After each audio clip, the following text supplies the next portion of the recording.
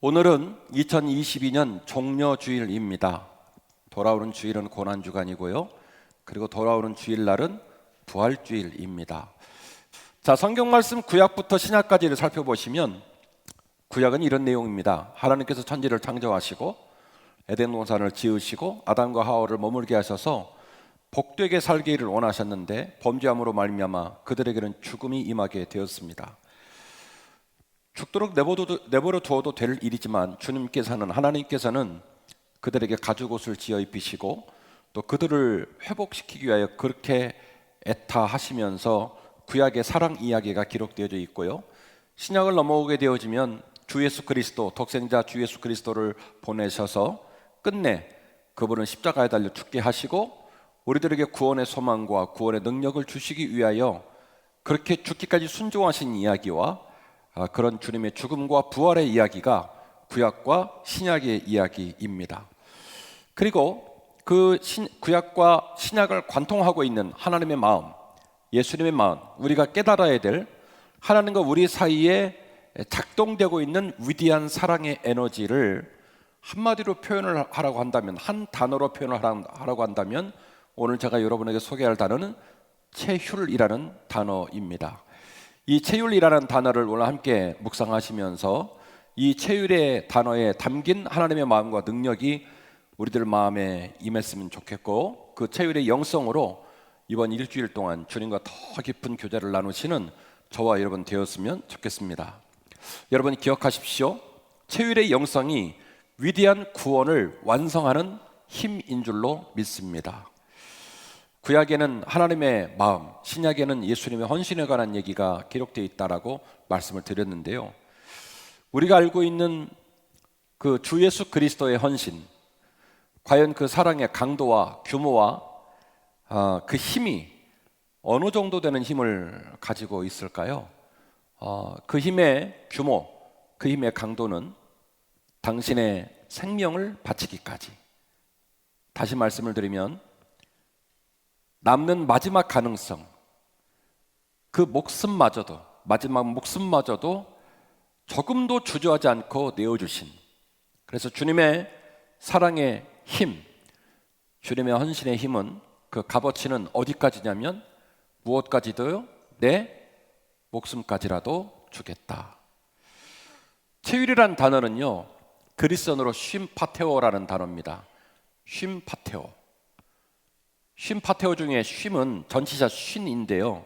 이 전치사 쉰은 전과 같이, 같은 마음으로, 동일한 이런 뜻이고요. 파테오는 고통을 느끼다라는 말입니다. 쉼파테오. 자기 게 아닌데도 불구하고, 다른 사람의 고통인데도 불구하고 전과 같이 동일하게 그 사람의 고통을, 그 사람의 무게를, 그 사람의 슬픔을 어떻게 해요? 내게로 전이시켜서 느끼다. 그래서 그리스어로 쉼파테오라는 말이 체휼이에요. 다시 말씀을 드리면 내 거가 아닌데, 굳이 내가 감당할 것이 아닌데 동일한 마음으로, 동일한 강도로, 동일한 가치로 타자의 고통과 타자의 슬픔과 타자의 질고를 누구에게로 옮겨와서, 내게로 옮겨와서 내가 대신 감당하다라는 말이 체휼이라는 단어입니다. 이 체휼이라는 단어를 정확하게 설명하고 있는 성경 본문은 히브리서 4장 15절 이하의 본문을 말할 수 있는데요. 이렇게 기록되어 있습니다. 우리에게 있는 대제사장은 우리의 연약함을 동정하지 못하실 리가 아니요. 여기서 말하는 동정한다는 말이 그리스어로 쉼파테오, 체휼을 말하는 건데요. 우리에게 있는 대제사장은 우리의 연약함, 우리의 부족함, 우리의 아픔을 체휼하지 못하실 분이 아니신 관계로 그는 모든 일에 우리와 똑같이 시험을 받으신 이시로되 죄는 없으시도다. 다시 말씀을 드리면 우리에게 있는 죄로 인한 죄책의 고난과 슬픔과 어두움과 깨짐과 그 인생의 질고를 예수님이 질 이유가 조금도 없다. 왜? 그에게는 죄가 없으시기 때문에. 그러나 그는 우리들에게 쉼파테오, 체휼하는 마음과 체휼하는 에너지와 체휼하는 능력으로 다가오신 분이기 때문에 당신에게는 죄가 전혀 없음에도 불구하고 그 떳떳함과 그 공의로움과 그 깨끗하신 주님의 몸에 쉼파테오, 우리들의 모든 죄와 질고와 고난을 기쁘게 어떻게 해요? 동일한 것으로 내 것으로 여기고 당신의 몸과 당신의 삶에 짊어지셨다. 그러므로 우리는 긍휼하심을 받고 때를 따라 돕는 은혜를 얻기 위하여 은혜의 보좌 앞에 담대히 나아갈 것이니라. 할렐루야. 히브리서는 말하는 겁니다. 히브리서 11장 1절 말씀을 기억하시죠? 믿음은 바라는 것들의 실상이요 보지 못한 것들의 증거이다. 그리고 수많은 믿음의 사람들의 명단을 기록했습니다. 12장 1절 이하의 말씀은 말합니다. 그러므로 우리에게 구름같이 허다한 증인들이 있다. 믿음의 길을 경주해야 된다 라고 말씀을 이어가면서 히브리서 4장 15절 이하의 본문은 말합니다. 믿음의 선조들이 왜 믿음을 경주를 했는지 아느냐? 그리고 왜 우리가 믿음의 선조들의 길을 걸어가야 되는지 아느냐? 주 예수 그리스도가 당신의 마음에 당신의 몸에 1.1억의 죄가 없음에도 불구하고 쉼파테오, 우리들의 죄를, 우리들의 질고를, 우리들의 아픔을 당신의 것으로 여기시고 조금도 주저함 없이 그 모든 고통과 그 모든 죄책을 쉼파테오, 당신의 동일한 것으로 여기고 당신의 몸에 짊어지셨기에 그분의 은혜를 따라 우리는 은혜의 보좌 앞에 담대히 나아가야 할지니라. 그렇게 권면을 하고 있는 것입니다. 자, 그렇다면 그 위대한 체율은 어떤 특징과 어떤 본질을 갖고 있기 때문에 제가 이렇게 흥분해서 이 아침부터 여러분에게 이야기를 할까요? 그 체율에 어떤 특징이 있을까요? 체율은 선행적이며 일방적인 사랑입니다.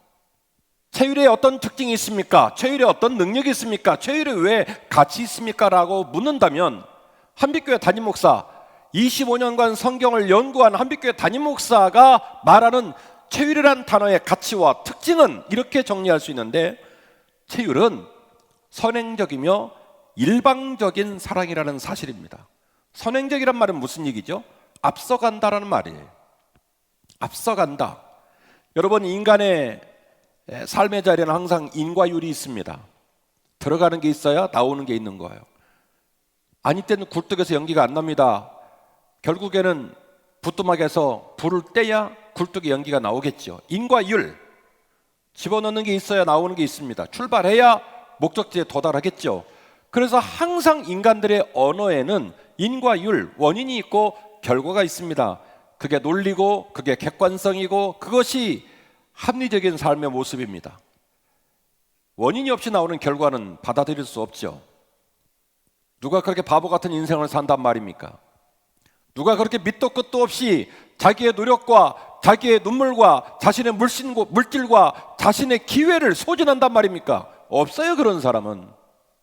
그런데 체율이라는 단어가 어떤 특징을 갖고 있습니까? 어떤 능력을 갖고 있습니까? 라고 저에게 묻는다면 저는 이렇게 대답하는 거예요. 체율에는요, 선행적이며 일방적인 사랑의 특징을 갖고 있습니다.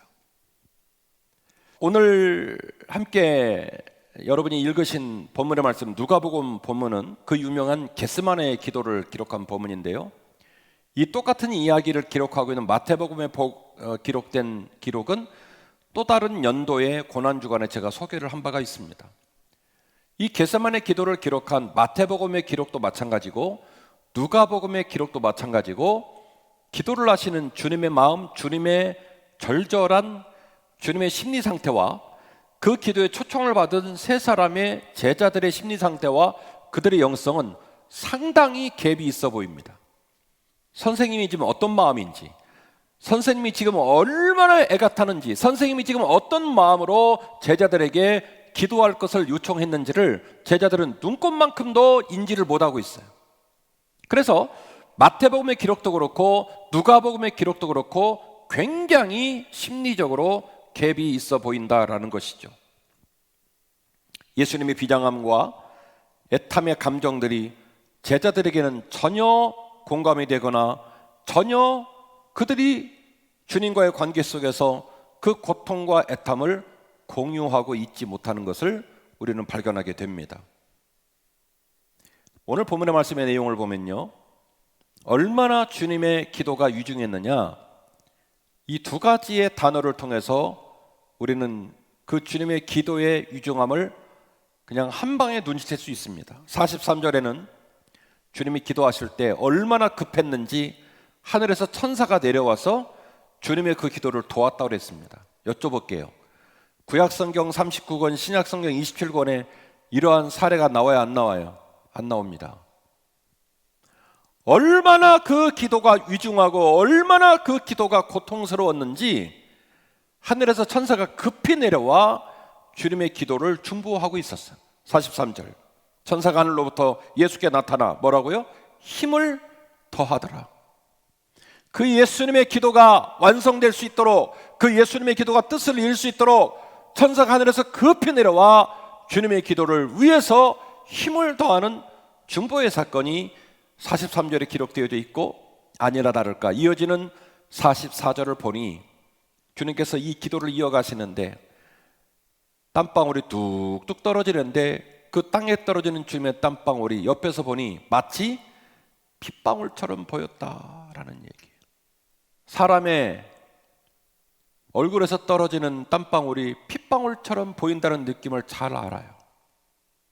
6살짜리 아들이 남편은 일찍 죽고 봉제 공장을 다니시면서 그 6살짜리 아들을 집에다 놔두고 일을 할 수밖에 없었던, 제가 전에 목회하던 교회 집사님께서 저녁에 퇴근을 하고 오시다가 이 아들이 엄마가 안 오니까 엄마를 기다리러 길에 나가서 차도와 인도를 껑충껑충 뛰는 놀이를 하면서 엄마를 기다리다가 25인승 학원차에 치여서 현장에서 죽었어요. 그 엄마의 휴대폰에 있는 전화번호가 오직 제 전화번호밖에 없어서 병원에서 저를 먼저 오라고 했고, 저도 그 아이, 냉동실에 들어있는 그 아이를 꺼내서 저도 붙들고 거의 인사불성이 되어서 울었습니다만은, 그 이쁜 아이가 얼굴만 멀쩡하고 몸은 다 망가진 거예요. 엄마가 왔습니다. 엄마가 그 생태 같은 자식을 붙들고 오시는데 보니까 그때 제가 성경 말씀이 탁 떠올랐어요. 그 눈에서 쏟아지는 눈물이 어떻게 보이냐면 그 엄마의 핏방울처럼 보이는 거예요. 막 비명을 지르시는데 사람만 있다 뿐이지 눈으로 막 피가 쏟아지는 것처럼 우시는 거예요. 저는 제 눈으로 봤어요. 주님이 기도하시는데 옆에서 보니까 눈물을 흘리는 게 아니라 그냥 피가 쏟아지는 거예요. 그게 바로 주님의 마음이셨습니다. 그리고 주님은 이렇게 말합니다. 40절, 그곳에 이르러 그들에게 이르시되 유혹에 빠지지 않도록 깨어서 기도하라. 46절, 이르시되 어찌하여 자느냐, 시험에 들지 않도록 일어나 기도하라. 어때요? 주님께서 감당하고 있는 기도의 강도와 기도의 그 처절함과는 전혀 온도와 방향이 다른 모습으로 같은 공간에 두 무리가 앉아 있습니다.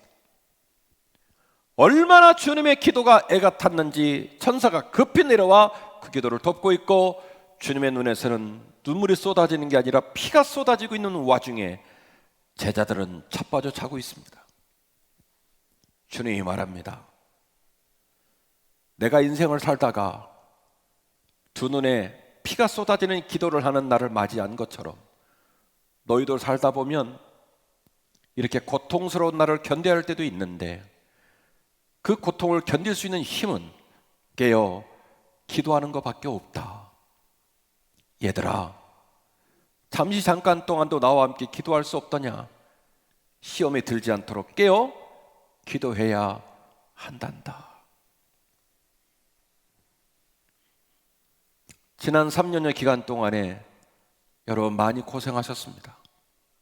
우리도 고생했고, 우리 국가의 시민도 고생했고, 전 세계 모든 민족이 고생했습니다.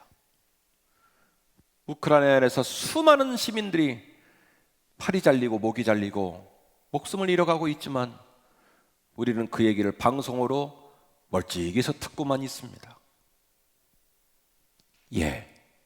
모든 사람이 장맛비를 맞으며 고난을 건너왔지만 저는 여러분에게 묻습니다. 저의 영성과 여러분의 영성은 여전히 총량을 유지하고 있을까요? 주님께서 말씀하셨던 것처럼 살다 보면 시련의 날, 깨어질 날, 너희들이 위기에 처할 날들도 올 텐데 그때 넘어지지 않기 위해서는, 무너지지 않기 위해서는 깨어 기도해야 한단다. 오늘 주님의 책망과 오늘 주님의 애타는 마음이 혹시 오늘 예배를 드리는 우리들의 마음은 아닐까? 제자들은 그 주님의 마음을 눈꼽만큼도 헤아리거나 이해하지 못하고 있는 거예요. 자, 이쯤 되면 저와 여러분 같으면 두 눈에 피가 쏟아지는 기도할 이유가 있나요? 없나요? 없죠. 이놈의 새끼들아, 꼴로 봐줄 수가 없다. 내가 너희들 그만하자, 때려치자. 와, 내가 이 꼴 보려고 너희들한테 이런 마음을 넘겨줬니? 근데 주님은 혼자 외로운 길을 뚜벅뚜벅 간 거예요. 말 한마디 하지 않고 그냥 안타까워만 하실 뿐이지 주님은 여전히 당신이 걸어가실 길을 뚜벅뚜벅 걸어가 결국 그렇게 엄한 짓을 하고 눈꽃만큼도 주님의 마음, 주님의 눈물을 공감하지 못하는 제자들 복판에서도 주님은 그냥 바보 멍텅구리처럼 눈도 없고 귀도 없고 벨도 없는 사람처럼 당신 가야 될 길을 걸어 가신 거예요. 쉼파테오. 특징이 뭐냐? 그래서 제 입장에서는 그것은 선행적이며 일방적인 사랑이라는 거예요. 인과율의 원칙이 아닙니다. 어떤 가능성, 태도, 그들에게 있어서 뭔가 기대할 만한 것이 있어서 그런 쉼파테오, 체율의 길을 걸어간 게 아니에요. 그래서 저의 해석이에요. 그래서 쉼파테오, 체율의 특징, 체율하는 사랑의 특징이 뭡니까? 라고 저에게 묻는다면 체율의 특징은 선행적이며 일방적인 사랑이라는 거예요. 그냥 일방적으로 사랑하신 거예요. 그냥 선행적으로 사랑을 주신 거예요. 네가 그 사랑의 아름다운 열매, 그 사랑의 반응을 할지 안 할지는 난 모르겠다마는 그러나 내 입장에서 나는 한다. 내가 너를 사랑하기 때문에, 네가 소중하기 때문에, 내가 너를 살릴 것이기 때문에 나는 일방적으로 너에게 내 사랑을 쏟아 붓겠다. 그것이 바로 선행적인 사랑이고 그것이 바로 일방적인 사랑입니다. 체율은 그래서 제가 볼 때는 하나님의 위대한 마음이에요. 오늘 본문의 말씀 41절 보니까 주님께서 왜 이런 행동을 하시는지 답을 알 수 있는데요. 그 답이 뭐냐면 하나님의 마음 때문이에요. 주님이 뭐라고 말씀하신 줄 아십니까? 그러나 아버지, 나의 뜻대로 하지 마옵시고 아버지의 뜻대로 하옵소서. 그 앞서 나오는 문장이 뭐예요? 할 수만 있다면 이 잔을 내게서 옮겨 주옵소서라고 기도하셨다가 그 기도를 뒤집어요. 그러나 나의 뜻대로 하지 마옵시고 아버지의 뜻대로 하옵소서. 이 말은 무슨 얘기예요? 주님이 천사들이 내려와서 중보를 할 정도로 유정한 기도를 하시면서 주님이 하나님의 정확한 마음을 드러낸 거예요. 비록 내가 이 엄청난 고난의 초입에서 절치부심하고 있지만 그러나 나를 이 땅에 하나님께서 나를 왜 보내셨는지, 나의 아버지가 나를 왜 보내셨는지 나의 아버지의 마음을 지금도 잊지 않고 있습니다. 그래서 뭐라고 말합니까? 나의 뜻대로 하지 마옵시고 아버지의 뜻대로 하옵소서. 쉼파테오. 선행적이고 일방적인 사랑이 쉼파테오로 말하는 그 이유가 여기에 있는 거예요. 그냥 일방적으로 사랑하신 거예요. 나 여전히 너희들을 포기하지 않을 거야. 앞서가시는 거예요. 선행적으로 앞에서 끌고 기다리고 먼저 선포하고 먼저 실천하고 앞에서 나아가시는 거예요. 그리고 체율은 예수님의 일방적인 사랑입니다. 여러분 아시잖아요. 주님 십자가 칠 때 주님께서 3년 동안 양육한 제자들 다 뿔뿔이 흩어지고 주님 혼자 엄한 고생하십니다. 그런데 입 없는 자처럼 귀 없는 자처럼 눈 없는 자처럼 묵묵히 십자가를 지셨습니다. 주님의 두 팔과 두 다리에 못질을 하고 밑에서 조롱합니다. 네가 진짜 메시아라면 못 뽑고 내려와서 우리들 혼내줘봐라. 이 바보 찐따 같은 인간아, 언제는 메시아라며? 밑에서 조롱하는 군인들을 주님은 십자가 산상에서 돌아가시면서 그들을 용서하셨습니다. 일방적이에요. 아버지, 여러분 읽으시지만 그 읽는 내용이 납득이 되고 여러분도 그러고 사십니까? 여러분 머리에 가시관을 씌우고 여러분 살점이 뚝뚝 떨어지는 채찍을 때리고 여러분의 논리와 합리성으로 용납할 수 없는 불의가 벌어지는 복판 속에서 주님처럼 기도하시겠습니까?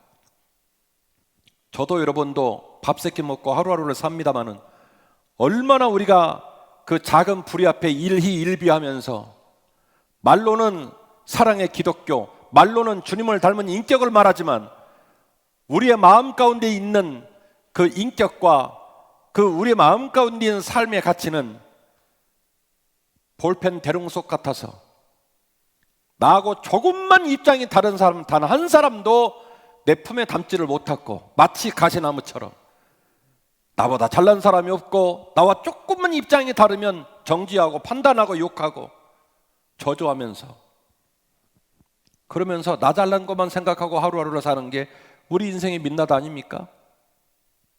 살아오는 지난 날 동안에 우리들의 삶이 얼마나 비루한 채로 남들에게 피해를 주고 본의 아니게 거짓말을 하고 실수하고 우리들의 모습도 말과는 달리 한참 못 미친 모습으로 살아왔음에도 불구하고 지금도 우리는 남을 눈꼽만큼도 용납을 하지 않아요. 그게 인간의 민낯이에요.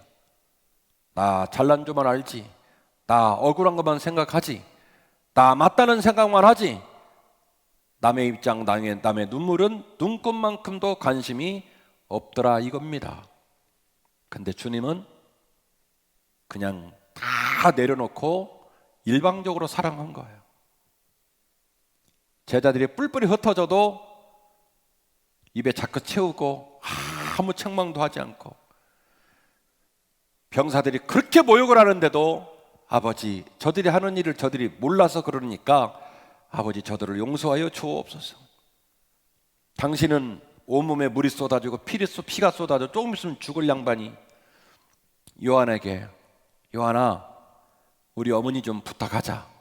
이제는 내 어머니, 나의 어머니가 아니라 너의 어머니가 되었어. 나 죽더라도 우리 어머니 좀 보살펴 드리렴. 그리고 마지막에 뭐라고 하셨어요? 다 이루었다. 뭘 다 이루어요? 그냥 일방적인 사랑을 다 이루신 거예요. 무슨 소망이 있다고요? 무슨 보람이 있다고요? 무슨 기대가 있다고요?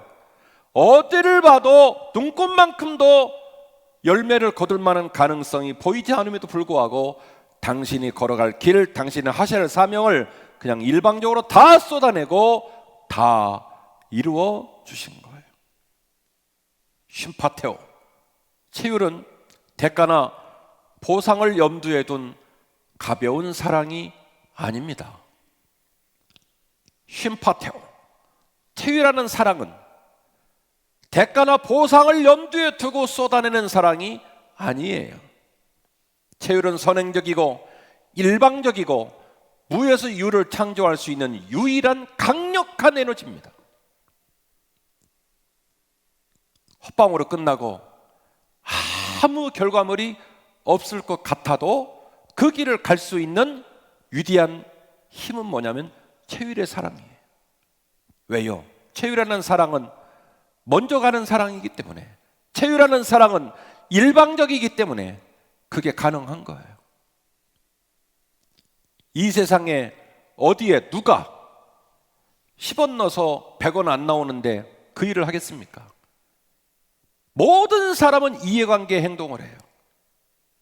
내가 고생한 만큼, 내가 투자한 만큼, 내가 손을 쓴 만큼 무언가 기대가 되기 때문에 그 일을 합니다. 그러나 채율의 사랑은 그렇지 않아요. 그냥 앞서가요. 선행적이에요. 그리고 일방적이에요. 결과와 상관없이 나는 너를 사랑하겠다. 결과와 상관없이 나는 너보다 더 앞서가겠다. 선행적이며 일방적인 사랑이 쉼파테오, 체유라는 사랑의 특징이더라는 거예요. 우리를 위해 이처럼 아무런 보상과 보람을 염두에 두지 않고 묵묵히 자신의 십자가의 길을 걸으신 주님을 묵상하면서 이번 일주일을 보내야 할 줄로 믿습니다. 요한복음 3장 14절입니다. 모세가 광야에서 뱀을 든 것 같이 인자도 들려야 하리니 이를 믿는 자는 영생을 얻게 하려 하심이라. 하나님의 세상을 이처럼 사랑하사 독생자를 주셨으니 이는 그를 믿는 자마다 멸망하지 않고 영생을 얻게 하려 하심이라. 하나님이 그 아들을 세상에 보내신 것은 세상을 심판하려 함이 아니시요 그로 말미암아 온 세상이 구원을 받게 하려 하심이니라. 아멘. 눈 없는 자처럼, 귀 없는 자처럼, 벨도 없는 자처럼 선행적인 그 길, 일방적인 그 길, 핏물이 뚝뚝 떨어지고 비명의 고난이 있는 그 길을 주님이 묵묵히 걸을 수 있었던 유일한 힘은 뭐냐면 언젠가 이 땅의 모든 민족이 구원을 얻을 날이 올 거다. 내 비록 혼자 엄한 고생하고 눈물이 핏물처럼 보이는 길을 걸어가도 내 이 일방적인 사랑과 선행적인 사랑 때문에 언젠가 이 땅 모든 민족이 구원을 받을 날이 올 것이다. 이 사명 하나 때문에 주님은 쉼파테오, 체유라는 사랑의 길을 걸어가신 거예요. 말씀의 결론입니다. 우리 주님의 체유를 묵상하고 우리가 감당해야 될 체유에도 눈을 좀 떠야 할 줄로 믿습니다. 참 감사한 것은 우리 성도들이 저에게 목사님, 우크라이나 시민들이 그렇게 고통을 당하는데 좀 돕고 싶어요, 이런 얘기를 많이 하셨어요. 그래서 제가 이왕 우리가 우크라이나를 도울 일이라면 실제로 그들에게 빵 하나라도 줄 수 있는 그런 모습이 얼마나 좋을까. 그래서 여러 가지 연을 동원해서 드디어 연결이 됐습니다. 이번 일주일 동안 우리를 위해서 선행적으로 체휼하시고 일방적으로 체휼하신 주님의 마음을 잘 묵상하시면서 부활주일까지 주님이 왜 그 길을 먼저 걸어가셨는지, 주님이 왜 그 사랑을 일방적으로 주셨는지를 잘 묵상하시면서 체휼의 영성으로 보내셨으면 좋겠고요. 지금 우크라이나에서 속절없이 죽어가고 있는 수많은 시민들, 그나마 남아있는 분들도 목숨이 보존되기를 간절히 원합니다. 주께서 은혜 주셔서 빨리 종전이 되게 하시고 그 수많은 피난 가지 못하는 시민들도 목숨이 보존되기를 간절히 원하는데, 그들을 돕는 일에 우리가 그 고통스러운 짐을 나누어 지고, 또 서울신학대학교 기숙사 제대로 잘 지어져서 학생들을 잘 훈련시키고, 또 우리 교단 삼천기 교회에 파송시켜서 교단의 교회를 잘 섬길 수 있도록 이 일에도 우리가 함께 동참했으면 좋겠다 하는 마음이 듭니다. 오늘 말씀 제목 체휼의 영성이었습니다. 체휼을 깨닫고 나면 체휼이 상황과 환경에서 발생하는 자연스러운 힘이 아니라는 것을 우리는 깨달아 알 수 있습니다. 체휼의 영성을 깨닫고 나면 어둠을 뚫고 불가능을 가능과 열매로 맺으시는 주님의 위대한 헌신과 그 주님의 체휼의 사랑을 비로소 일부라도 깨달을 수가 있습니다. 체휼의 영성을 사모하면 우리 가정도, 우리 교회도, 이 땅도 가장 위대한 에너지로 섬길 수가 있습니다. 이 체휼의 영성으로 우리의 심령을 다시 한번 다잡고 이번 일주일 동안 손에 손 맞잡고 우리 그동안 쉬었던 성도들 다 불러내고 우리 예배당에서 함께 찬양하고 함께 울고 함께 기도하고 믿음의 길 뚜벅뚜벅 걸어가 주님께서 일방적이고 선행적인 그 쉼파테오 체휼의 길을 걸어가셨던 것처럼 우리도 그분의 가신 길을 본받아서 함께 그 길 동행하는 저와 여러분 되었으면 좋겠습니다.